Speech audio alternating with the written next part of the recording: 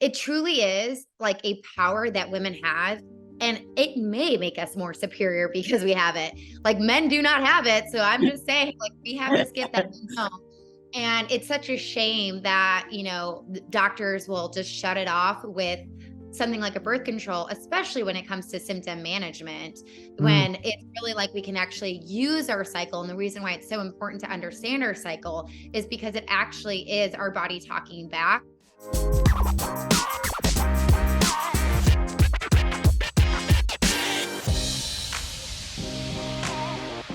I'm Kitty Bloomfield, co-founder of New Strength and Saturée, creator of pro-metabolic food supplements and seriously saturated skincare. And today we've got our gorgeous friend, Meg Langston, back on the podcast. I just love her. She's beautiful on the inside and the out. And we've had her on the podcast numerous times. Welcome back. Thank you. Thanks for having me. Oh God, we were just saying, we've known each other for like over years now, at least 3, I think 3 years. I think it has to be 3 years. Yeah, 3 or 4 years.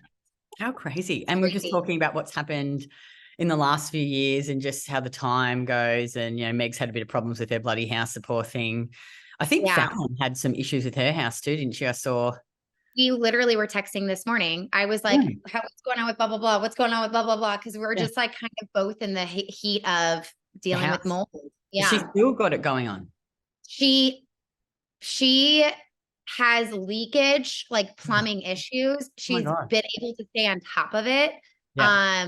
But that's all, like, I totally know that what exactly is going on with Sharon. But yeah, it's crazy. Wow. I'm, sometimes I'm really glad we bought a new house, that still has the building warranty and shit, like the 7 years. Like, you're right. If you buy an old house, you just don't know. That's crazy. Yeah. Well, and the other thing too, and I'll just share this quickly, not that this is a mold podcast, but this is something if you're listening and you're like, wait a second, Meg, I've been following you with the mold story. Yeah. The big thing here is that I had an older home, which was actually a huge blessing because my mold coverage for insurance was like $10,000 to $14,000 US. Yeah. And our asbestos coverage was $30,000 to $40,000. And so we had such a large number, square footage of asbestos in our house that we were actually able to get the coverage, like more coverage on our home, which was a huge blessing because they were our remediation had to have cost like $70,000 with the square footage of our home and how much they had to take out. Yeah. And there's no way the $10,000 to $14,000 of just the mold, that wouldn't have worked out. So we were lucky. Wow. I'm so glad you're hopefully nearly at the pointy end of it. You poor thing. Yes, we're close. But I've been very grateful to know about my menstrual cycle because now I'm at least like able to be like, okay, this is not healthy. Here's how I adjust. Because even somebody that knows about their health, it's not like you're able to just like, not, about your health. So you're never going to have stressors in your life. No. So it's been I'm grateful to share my knowledge because I feel like it is while you're in the promising of just like tribulations in your life that are going to come to everybody, you can hopefully learn more about it to be able to like navigate and mitigate the stressors that, are already going to impact your body and hopefully like cause less harm or hormonal imbalances. So I really like that too. And I've been through stressful times and I notice I'm like, I have a shorter cycle, shorter luteal phase, I spot or I get sore boobs. I'm like, okay, you've pushed it too far, Kitty. You need to just pull it back. And it is really, doesn't mean that you never have stress or, there's things shit like this that happens. It's like, it's quite extreme, and quite like, it's very, and you sort of like, well, there's nothing I can do about it really. Like you can't change what's happening, but it's, I think too, a lot of and some of the things that we'll talk about that will help you build resilience, obviously when it's stressful time, don't undereat, make sure you're eating, try. I think cause there's stress and then you can, it can be worse if you starve yourself and, anyway, we'll talk about that, but I want to get Meg on today to talk all about the menstrual cycle. So menstrual cycle 101 and why, it's a sort of, what's her name? She wrote that book, The Fifth Vital Sign. So it's like Lisa Hendrickson-Jacks. That's a great book. I've had her on the podcast too. So just Meg, because I think a lot of women come into my program, especially, and I was the same. Like I took the fucking pill for so long, so many years. Just didn't really understand, why that was not a great thing and the importance of ovulation and making progesterone and how my cycle was a really good reflection into what was happening in my life and my overall one marker, but I just thought it would be great. We can just do a basic crash course in the menstrual cycle. Like, can you talk about like why is having a menstrual cycle important, even if you don't want to have babies? Yeah, absolutely. And I see this jokingly every time I talk about the cycle. So, but it's like, it truly is like a power that women have. And it may make us more superior because we have it. Like men do not have it. So I'm just saying, like, we have this gift that we don't. And it's such a shame that, doctors will just shut it off with something like a birth control, especially when it comes to symptom management, when it's really like we can actually use our cycle. And the reason why it's so important to understand our cycle is because it actually is our body talking back of saying, like you said earlier, oh, I hit it too much. This is too much stress. And then in my case, I can't back off the stress, but I can know, ooh, okay, I'm actually spotting mid-cycle. I need to adjust this way because that's what it means. And so this is where I got to pay more attention to, because it's my body and cycle talking that way. So I would say that if you're, kind of familiar, like you're tracking, I feel like most women that are like, yeah, I know my cycle. Let's just pretend that they don't know. Cause like our podcast, we attract a lot of women who may not. So just give a quick crash course on like what it is in the cycle, why ovulation is important, because I think that's what women don't understand is like the value in ovulating and why that's important. So just quickly talk about that. Yeah. Okay. So when we're talking about a cycle, we're not just talking from period bleed to period bleed. We're talking about, we are, but we're not just talking about the bleed. What we're really talking about is the biggest event, which is ovulation. Ovulation is the biggest event in a woman's cycle because of the hormones that it produces afterwards, which is progesterone, which has an abundance of different impacts like a calming anxiety, supporting the thyroid, and also opposing estrogen, which I would say most women actually tend to be estrogen dominant. So a quick cycle of like what it looks like and what's normal is what should happen is FSH. So there's two hormones, FSH and LH. If you've ever tried for a baby, you probably are familiar with these hormones. FSH signals to your by the way, I'll quickly give you the terms and go over it, and then we'll back off from there. I just want to give you some terminology so you have some idea of what's going on. So FSH signals to your body that, or your follicles and your ovaries, hey, we need to start maturing an egg. So as the FSH starts to mature an egg, then this follicle will start to increase estrogen. As estrogen increases throughout the body, appropriately so, right around ovulation, our cervix glands start to produce something called cervical mucus. There's different levels of cervical mucus. There's EL, I like to think of it as like low estrogenic, and ES estrogenic. That's important to have the difference and understanding the difference of the cervical mucus, which we'll talk about in a second, because it is a signal of health. So the FSH is signaling and stimulating this immature egg and follicle. The follicle will stimulate estrogen. The cervix gland will produce cervical mucus, and then estrogen will get so high that it'll actually signal another brain hormone, LH, to then release an egg. And that main event of the body is called ovulation. And so when ovulation is occurring, then what will also happen is the body will take that follicle that was matured, and it will develop into something called a corpus luteum. That corpus luteum, if it's sufficient enough and hormones were enough, it will then produce that hormone progesterone. Your body will stay dry, and that progesterone will dry up that cervical mucus. That cervical mucus will go away. We'll have dry days and then period of bleed again. So just so you hear, that's the hormone. So what it looks like is a healthy cycle looks like, I would say 4 to 7 days of period bleed, dry days, crucial to have those dry days. It's not talked about enough. Cervical mucus, then you ovulate, back to dry days and a period day. That's what it should looks like. A unhealthy cycle can look like period, cervical mucus, then dry days, then cervical mucus, then dry days, then cervical mucus, and then period, maybe spotting. But there's lots of different actually variations of what an unhealthy cycle can look like, but that's one of them. What, Meg, would you say is typically the range for a cycle? healthy cycle, the range of days? Yeah, I would say anywhere from 28 to 32 days is Mm, typically that within the healthy range. mm, I think that really trying to get to 28 days is actually the best, right in the middle there. mm, But anything you can still have a healthy cycle and just mm, be delayed ovulation just a little bit. Maybe you had a glass of wine right around ovulation and mm, that delayed it. So your cycle length is going to be um indicative of the timing in which you have your ovulation. I see. So yeah, follicular phase is your first half, luteal phase is your last half, and then you have ovulation. Mm, So what is going to tell you whether you have a long cycle or a short cycle is when you ovulate. right. Ovulating is going to turn into that second phase of your cycle, that last half, your luteal phase. So anytime it's super long or super long, you're looking at delayed ovulation. And then anytime it's super short, you're looking at a shorter luteal phase.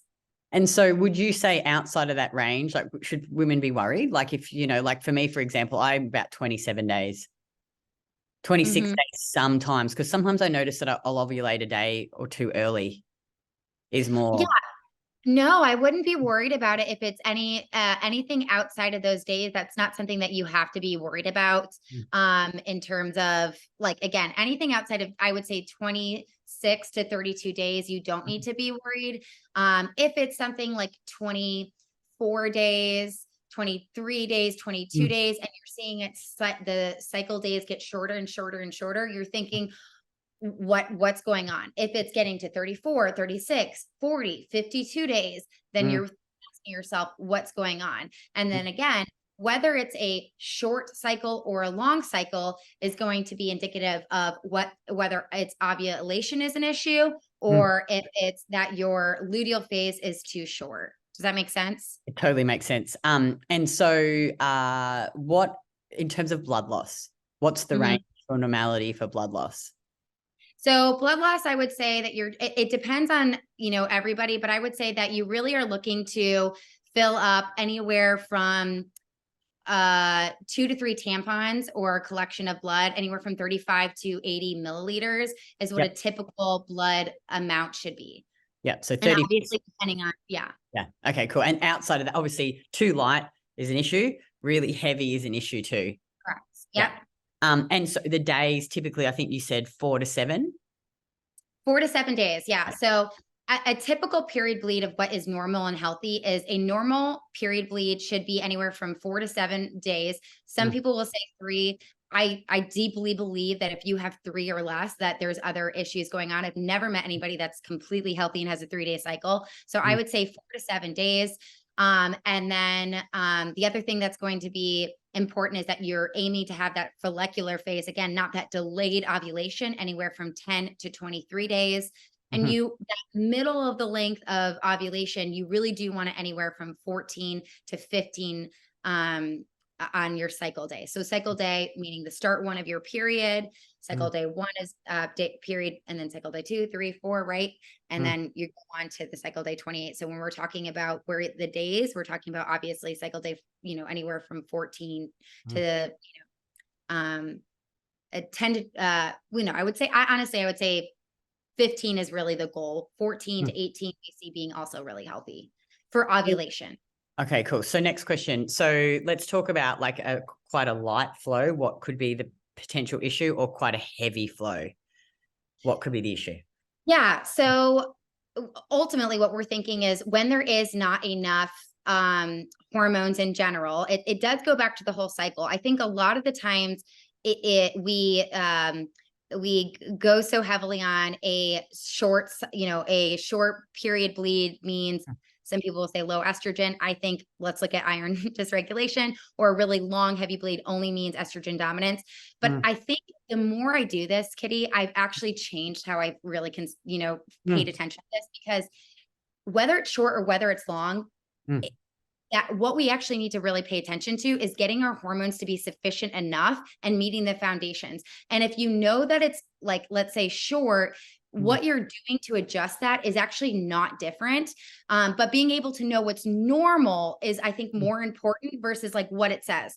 Do you know what I'm saying? I used to spend, go for it. Oh no. So what you're saying, I think this is what I'm saying, is that if it's light and short, and if it's long and heavy, there's an imbalance somewhere. There's an imbalance. Yeah. It doesn't matter.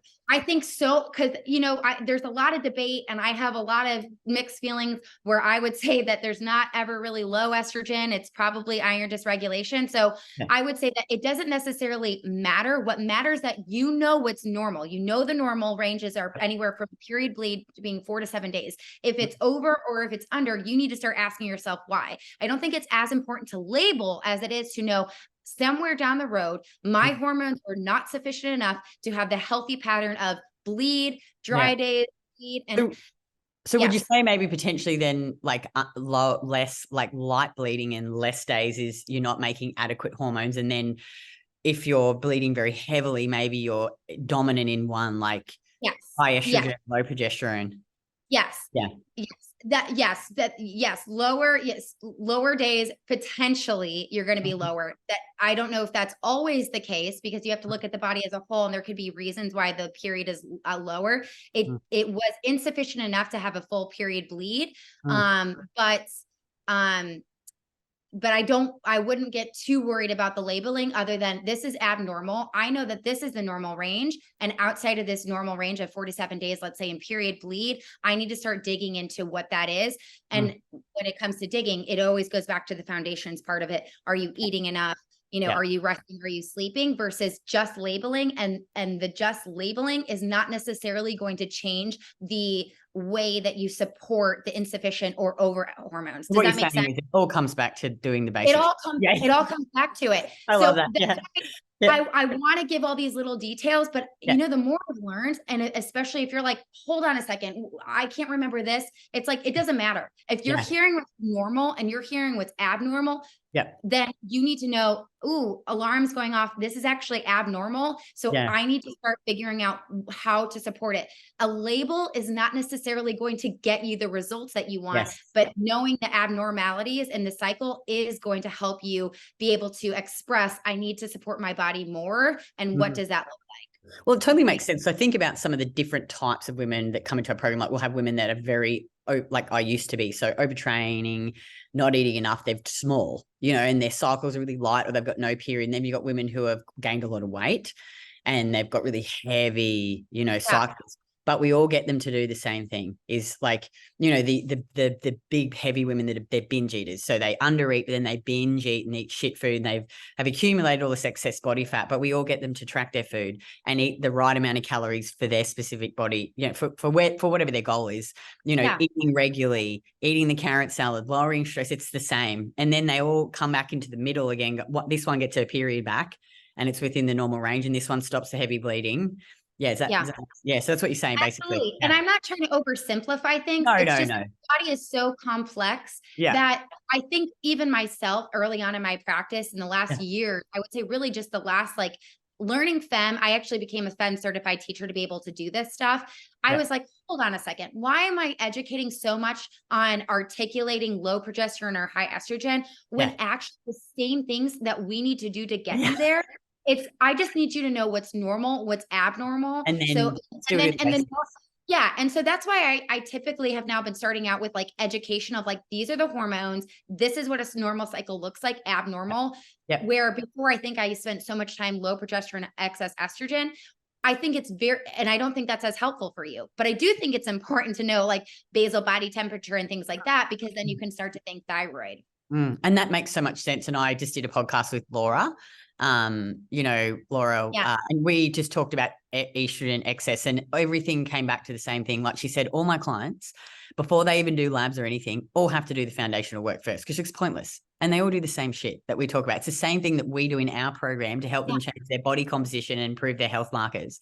So it's just and like you say, it's not like we're trying to oversimplify it, but at the end of the day, if you're not sleeping, if you're not eating adequate protein, if you're not getting enough calories in, if you're under eating then overeating, if you're drinking too much alcohol, if you've got so much stress in your life, there's not a supplement or a blood test or something you're going to be able to do that's going to magically fix that.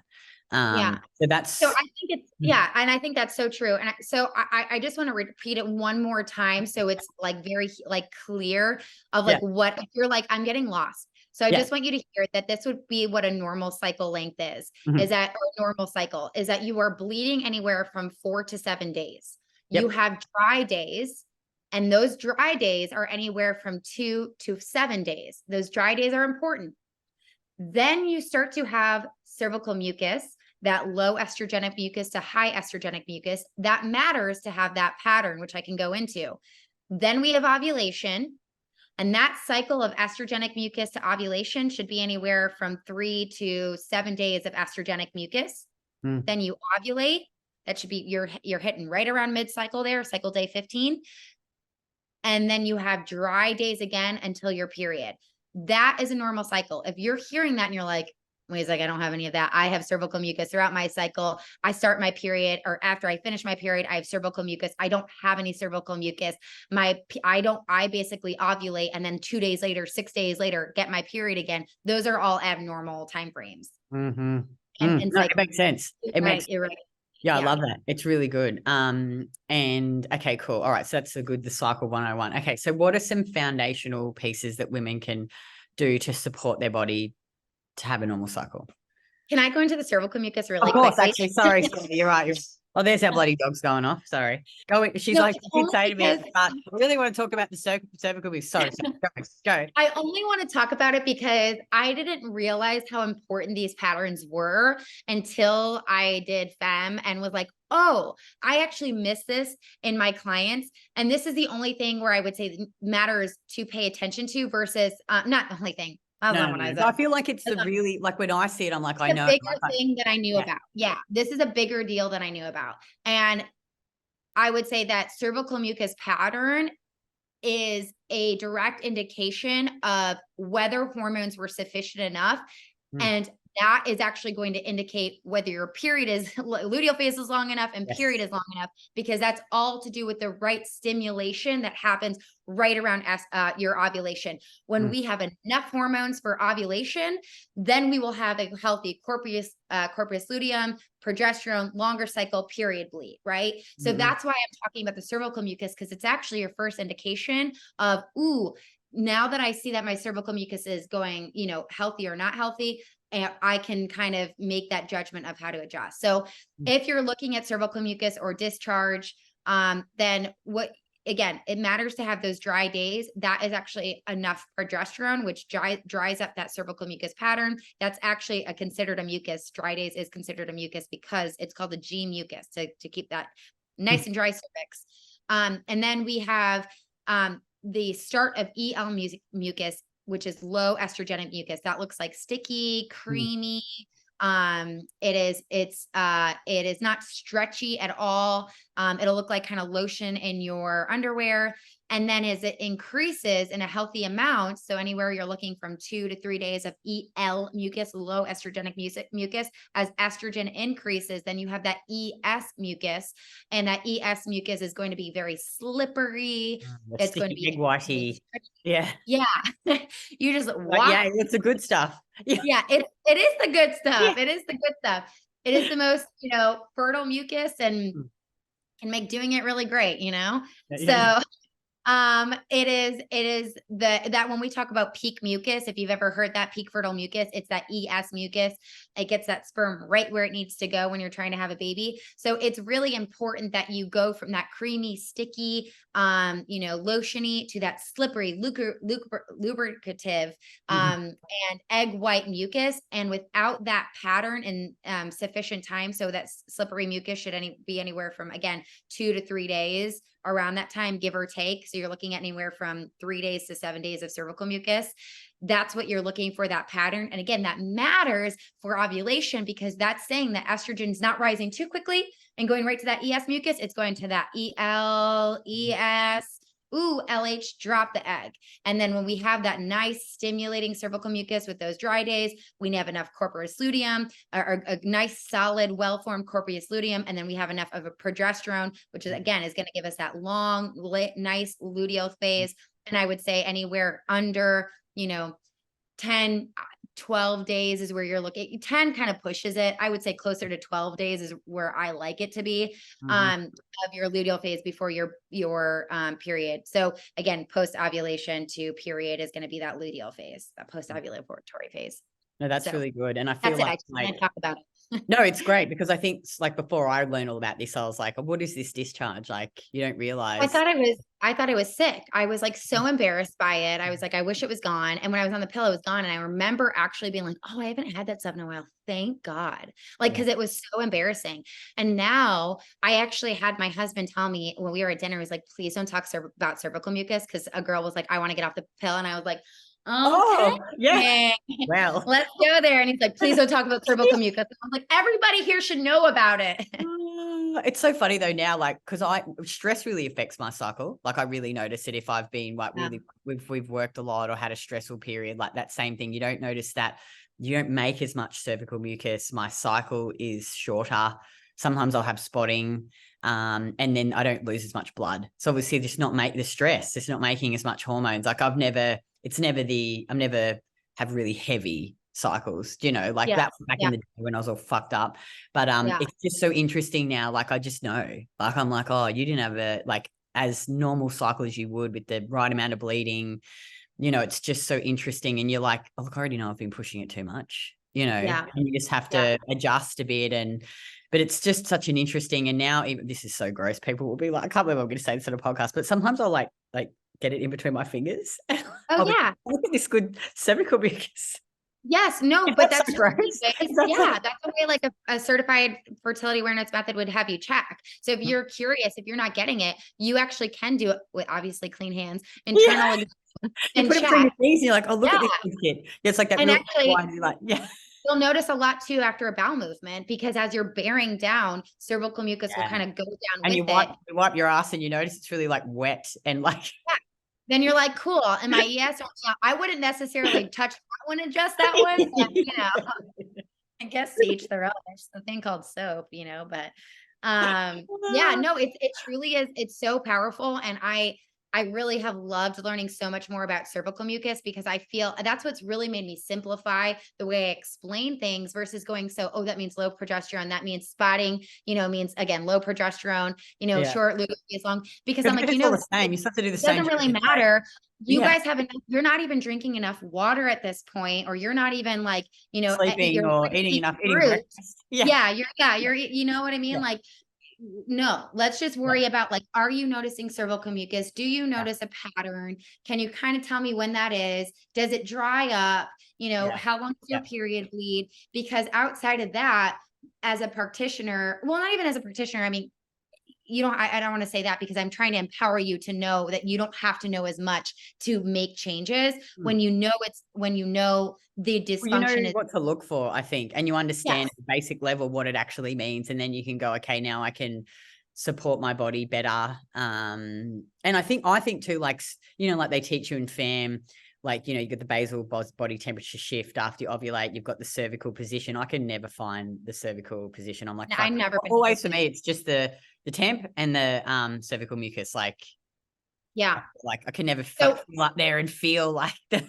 Oh yeah. I really think it's so important for women to do basal body temperature. I was very surprised in the fact that FEM teaching doesn't do, they only do cervical mucus, and their thing is, they do not do any basal body temperature. They only so I was really religiously always having to do quizzes on cervical mucus. And which that's why I like it so much. I'm like, oh, that is really powerful. But from a practitioner point of view, or even you, if you're empowered you're trying to learn your own health, I think it's helpful to take your oral temperature, because then you can say, wait a second. And just so you hear me, the follicular phase, you really want it to be anywhere from I would say 97.6 or higher. And I would say, and that's in the lower end, but above that, or, 98.4, somewhere around there, 98.6. So anything above that, 96.4, 96.5, 90, in that follicular phase, or 90, and then your luteal phase, 97.2, anything like that is you're going lower. And what lowers your basal body temperature is your thyroid. So then we can start to say, this is abnormal. I heard Meg one time say it was about thyroid. So now I need to start going to figure out how do I support my thyroid and my metabolic health. Yeah. Okay, cool. All right. So now let's talk about what are some of the basics that you teach to support your body to have a good cycle. I know if they're listening to this, they're going to be like, Meg, I heard all this at the same time, but hopefully that's encouraging to know, like, it doesn't matter who you are. If you're a practitioner, you're teaching the same things because it truly goes back to the foundational stuff. You just can't outrun the foundations. Yeah. So I would say number one thing as a female, we've got to make sure that we're eating enough. And I'm talking about enough protein. I'm talking about carbohydrates, and I'm talking about enough fat. So everybody's macros are different, obviously, depending on like their, their goal, their stress, all that stuff. So so I'm not going to give numbers, but I would say like really making sure that each meal that you're doing, you're paying attention to, does it have a protein? Does it have a carb? And does it have a fat? So every time you eat, you look, does that at least a protein and carb? I would say that's a bit, it's easy to get fat in. Yeah, fat will come with a lot of meat and stuff and cheese. That one you don't have to worry about too much. A little, cook with butter, things like that. So you just want to make sure, what do your meals look like? Do I have my protein? Do I have my carb? Cool, I'm good to go. That would be my first, like, number one focus. Step one, where phase one is doing that. I think then one of the most helpful thing for women is to make sure that we're eating within the first 35 minutes to an hour of waking. If you are not waking up with an appetite, it's a sign of stress. So we've got to make sure that we're eating enough food. And I would say the second thing that is always often missed, at least with my clients, is lunch. It's like clients like just don't know what to do about lunch. It's like, okay, they don't prepare anything, and they got kids, like they got kids, they're at an office, crackers and salami or some shit. Yeah. It doesn't have to be difficult, eat leftovers, make a charcuterie board, enjoy a nice sandwich. Just be careful not in consuming too much bread in one day. Carbs are great. I'm not saying carbs, I'm saying bread. Like a nice sourdough sandwich or something like that. So that would be my second thing is, are you getting breakfast within the first 30 minutes of waking? And are you getting lunch? I guess that's 2 and 3. But my point is, this is under an umbrella of blood sugar management that I'm focusing on. When we have blood sugar dysregulation, it actually can impact our cycle a lot and our thyroid a lot. And so when have this blood sugar called dysregulation, it's going to put our body in much more stress than we need it to be. And that is going to result in all these irregularities in our cycle. So first would be under the blood sugar management. We're looking at eating protein and carbs. We're looking at eating a breakfast within 35 minutes and an hour of waking, and we're eating lunch. Just focus on that. I'm sure you'll have no problem getting in dinner. The second umbrella I really focus on is making sure that we're getting minerals in our body. This can go a million different directions. So I'm just going to try to stay nice and easy here. Variety of food matters more than anything. Do not be afraid of fruit. Fruit is your friend. It has a lot of yummy minerals like potassium in there, and has vitamins like vitamin C in there. So, and vitamin C plays a lot of exchange with different minerals in our body, like copper. So it's crucial that we get enough minerals in our body. And one of the ways to do that is fruit. The other way to do that is salting your food. Salt is so good for your body. It absolutely, it only enhances things, and it only enhances your actual ability to absorb and utilize minerals, keep your body hydrated, keep your adrenals well nourished. So that's those stress responses down and appropriately managed. So I would say focusing on minerals is going to be really helpful. And then the other thing I would say that's going to be really helpful for, especially if you're like, okay, Meg, I feel like I'm doing pretty good at those, but I need a little bit more like oomph in my care, is making sure that your liver is working optimally and you're pooping daily. So drainage is huge here. You in your liver, you have phase 1 and phase 2 detoxification of estrogen, and then in your gut, you have phase 3 detoxification of estrogen. So we need to make sure that those are working optimally so that our hormones are really nice and level there. So how we can support our liver: you can wake up, you can drink warm water, you can do things like castor oil packs. I'm sure that you've talked about it. You can do things like drinking dandelion root tea, milk thistle tea or tincture. And another great one is dandelion milk. Oh, nettle tea. I love to have my clients do nettle tea post ovulation if they're suffering from major heavy clotting, bleeding. I'll often do for the, like a little bit of liver support, I'll do dandelion root tea in the first half of your cycle. Post cycle, I'll do nettle tea, and I'll do things like I said, like, well, yeah, just a tea post ovulation. I'll just say there. The other thing that can actually be really great is ginger. I use this a lot in my practice, like doing, ginger, like you can grate it and put it in things. You can, drink it. And that's because when we have these, really, especially the clients that have like major, period poops and diarrhea and, heavy clotting and bleeding, your body is producing something called prostaglandins, which is a wonderful thing, but an increase of prostaglandins can actually cause these like painful period symptoms. And ginger is actually wonderful at doing that, and can also support estrogen detoxification, with managing the inflammation and prostaglandins. So that kind of falls under the liver umbrella. And then gut, you're supporting your gut by doing things like, I know you talk about the raw carrot salad. The raw carrot salad has nice fiber in it, which is going to help you poop. It's going to help collect endotoxin and excess estrogen. Getting in cautiously probiotic rich foods, I would say like once a week is really great. Things like sauerkraut, kimchi, kombucha, these are all high probiotic rich foods. We need enough beneficial bacteria to actually help manage the overgrowth of bad bacteria in our gut, so that we're not recirculating estrogen and we're pooping, and we're supporting mucosal lining, that gut health. So things like, and I say not more than once a week, because if you're coming to a state of like thyroid not working as optimally, that lactic acid can actually kind of inhibit the thyroid from working optimally, that probiotics can have. So just try to do it like, once a week, getting that in there. You can take a probiotic. You can look to take a probiotic.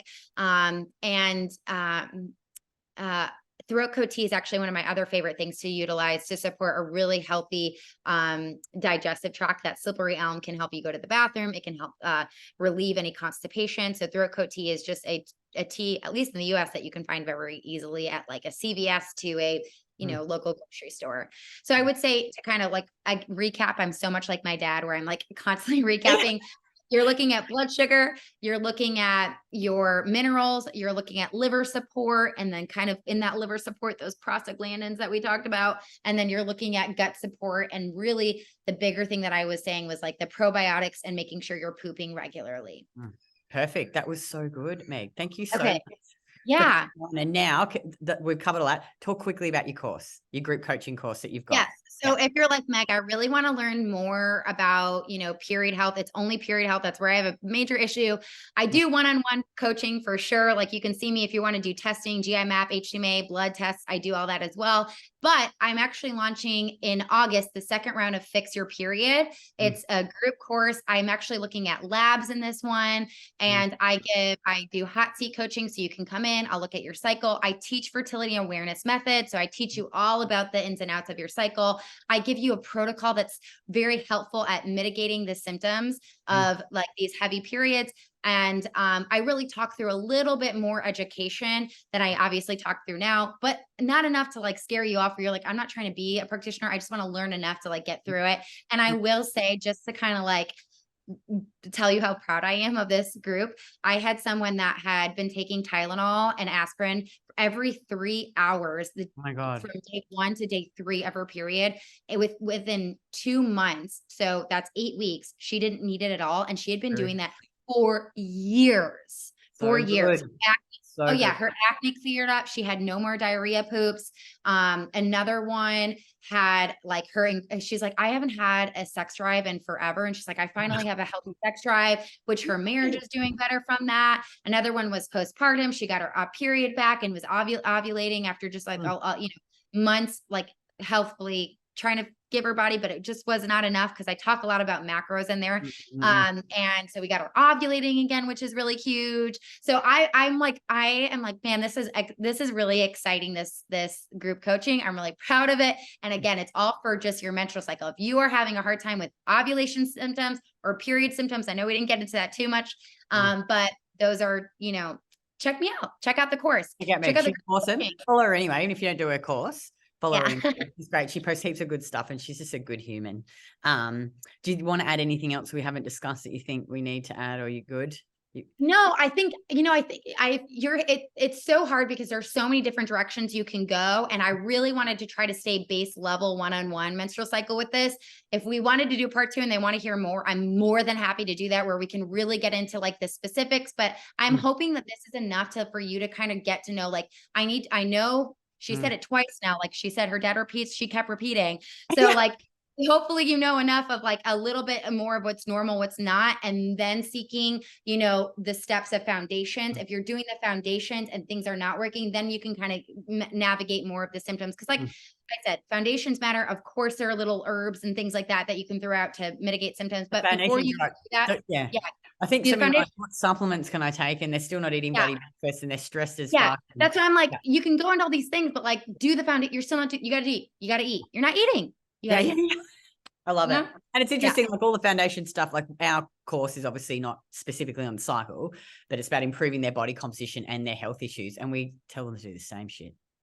Yeah. So I'm saying like the more I learn, I've been now in my practice doing hundreds and hundreds of women for 6 years now.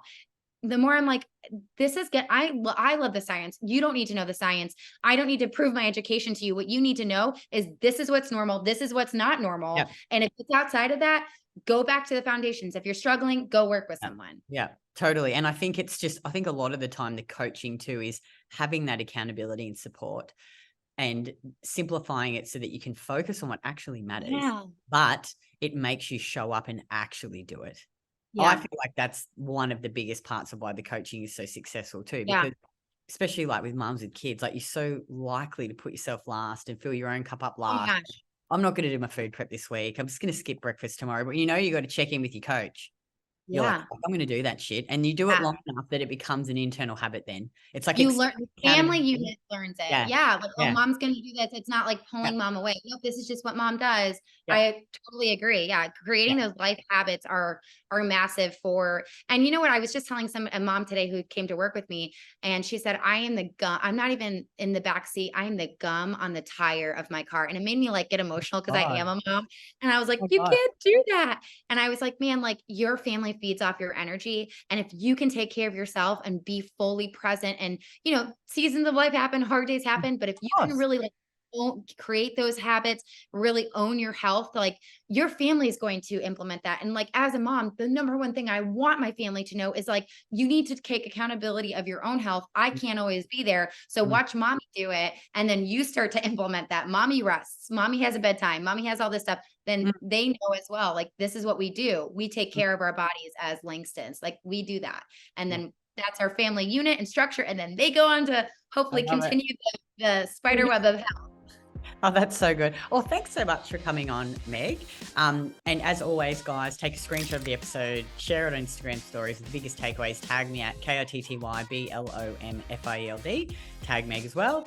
And then each month I pick a winner and they get a tub of Saturée Premium Collagen valued at $79. And we'll be back here next week.